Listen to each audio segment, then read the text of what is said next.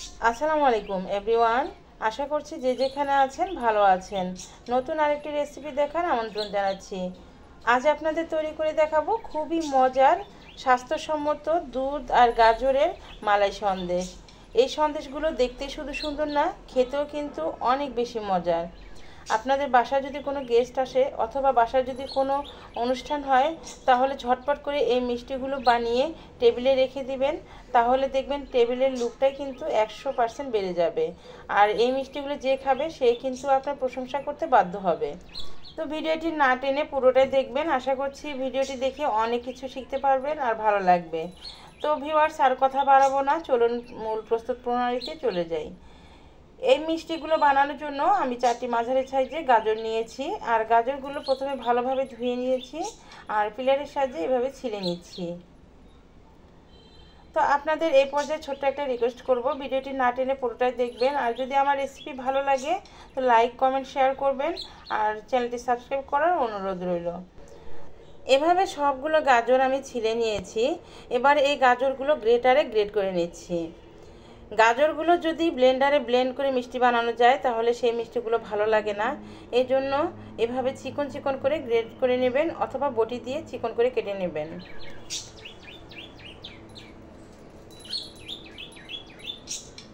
তো এই তো আমি সবগুলো গাজর কিন্তু গ্রেট করে নিয়েছি। এবার আমি আপনাদের দেখিয়ে দিচ্ছি গাজরগুলো কত মিহি করে আমি গ্রেট করে নিয়েছি। তো এই তো দেখে নিশ্চয়ই বুঝতে পারছেন গাজরগুলো কিন্তু অনেক চিকন করে কেটে নিয়েছি। এবার এই গাজরের বাটি আমি এক সাইডে রেখে দিচ্ছি। মিষ্টিগুলো বানানোর জন্য আমি চুলায় একটা পাতিল বসিয়েছি আর এর মধ্যে দিয়ে দিচ্ছি 1 কাপ তরল দুধ। তার মধ্যে দিয়ে দিচ্ছি প্রায় 1 কাপের মতো গুঁড়া দুধ, 1 টেবিল চামচ পরিমাণে চিনি। চিনিটা আপনারা আপনাদের টেস্ট অনুযায়ী দিয়ে দিবেন, যে যেমন মিষ্টি খেতে পছন্দ করেন। আমি যেভাবে চিনি দিয়েছি আমার মিষ্টিটা একদম পারফেক্ট ছিল। এবার দিয়ে দিচ্ছি সামান্য একটু লবণ মিষ্টি ব্যালেন্সের জন্য, আর দিচ্ছি 1 চিমটি পরিমাণে এলাচি গুঁড়া। এলাচি গুঁড়াটা দিলে কিন্তু মিষ্টিগুলোতে খুবই সুন্দর একটা ফ্লেভার আসে। আপনারা যদি না দিতে চান তাহলে সেটা স্কিপ করতে পারেন। তো তরল দুধের সঙ্গে আমি সবগুলো উপকরণ প্রথমে ভালোভাবে মিশিয়ে নিয়েছি। চুলা কিন্তু আমি এই পর্যায়ে এখনও জ্বালাইনি। দুধটা যখন ভালোভাবে মিশে যাবে এখানে দিয়ে দিচ্ছি 1 চামচ পরিমাণে ঘি। ঘি দিয়ে আবারও নাড়াচাড়া করে আমি চুলাটা জ্বালিয়ে এটা রান্না করে নেব। আর চুলা এই পর্যায়ে মিডিয়াম হিটে রেখেছি। যখন এই দুধটা নাড়াচাড়া করে এইভাবে ফুটে উঠবে সেই সময় চুলাটা লো মিডিয়ামের মাঝে রেখে এই দুধগুলো রান্না করে নিতে হবে। আর যখন দেখবেন যে এরকম একটা আঠালো ভাব চলে আসছে সেই সময় এটা নামিয়ে নিতে হবে।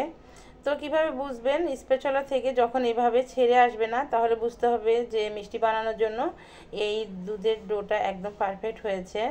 তো এটা আমি এবার পাতিল থেকে একটা বাটির মধ্যে ট্রান্সফার করে নিচ্ছি।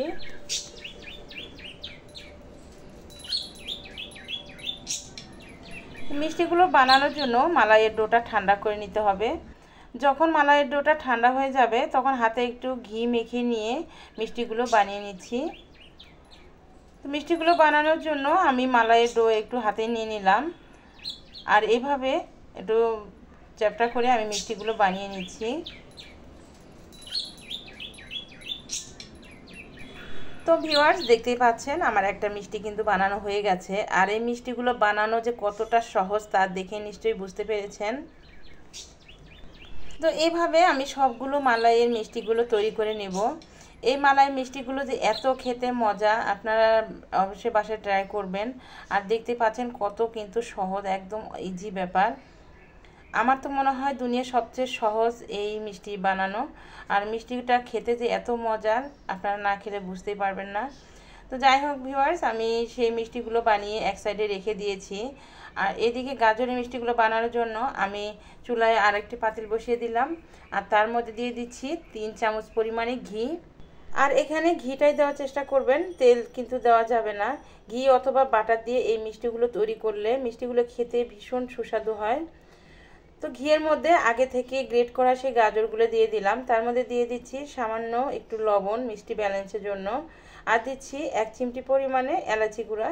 এলাচি গুঁড়া দিলে কিন্তু খুব সুন্দর ফ্লেভার আসে, আপনারা চাইলে সেটা স্কিপও করতে পারেন। এবার ঘিয়ের মধ্যে গাজরগুলো ভেজে নিচ্ছি। ঘিয়ের মধ্যে এই গাজরগুলো যখন ভেজে নেওয়া হবে তখন কিন্তু খুবই সুন্দর একটা সুঘ্রাণ আসবে।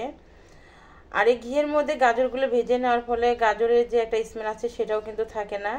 চুলা লো মিডিয়ামের মাঝে রেখে গাজরগুলো নাড়াচাড়া করে 5 মিনিট রান্না করে নিচ্ছি। আর যখন গাজরের একটু কালারটা চেঞ্জ হবে, 50% সিদ্ধ হবে, সেই সময় দিয়ে দিচ্ছি 1 কাপ পরিমাণে তরল দুধ। দুধ দিয়ে গাজরগুলো নাড়াচাড়া করে ভালোভাবে মিশিয়ে নিয়ে চুলা একদম লো হিটে রেখে ঢাকনা দিয়ে ঢেকে আমি রান্না করে নিব যতক্ষণ না পর্যন্ত গাজরগুলো সিদ্ধ হয়ে যাচ্ছে। তো এখানে কিন্তু চুলা বাড়িয়ে দেওয়া যাবে না, তাহলে দুধটা টেনে যাবে আর গাজরগুলো সিদ্ধ হয়ে যাবে না।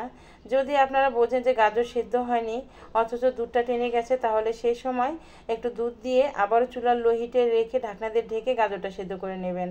তো ভিউয়ার্স, চুলার লো হিটে রেখে আমি গাজরটা রান্না করে নিয়েছি।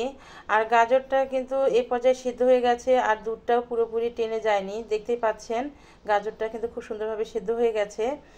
তো গাজরের মধ্যে যেটুকু দুধ আছে আমি চুলা মিডিয়াম হিটে রেখে জাল দিয়ে নাড়াচাড়া করে এই দুধটা টেনে নেব।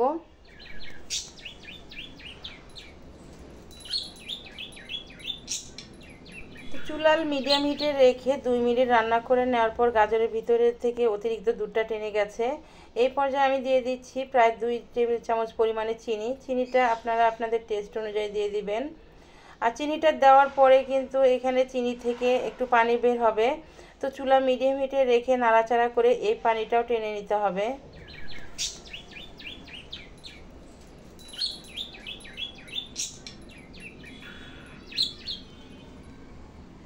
তো নাড়াচাড়া করে আমি পানিটা টেনে নিয়েছি। আর যখন পানিটা টেনে যাবে তখন আমি এখানে দিয়ে দিচ্ছি প্রায় 1.5 টেবিল চামচ পরিমাণে গুঁড়া দুধ। গুঁড়া দুধ দিয়ে গাজরের সঙ্গে ভালোভাবে নেড়েচেড়ে মিশিয়ে নিচ্ছি। আর এখানে গুঁড়া দুধটা অবশ্যই দেওয়ার চেষ্টা করবেন, তাহলে মিষ্টিগুলো খেতে ভালো লাগবে আর গাজরের বাইন্ডিংটাও ভালো আসবে। তো আমি এভাবে নাড়াচাড়া করে গাজরের সঙ্গে গুঁড়া দুধটা মিশিয়ে নিচ্ছি।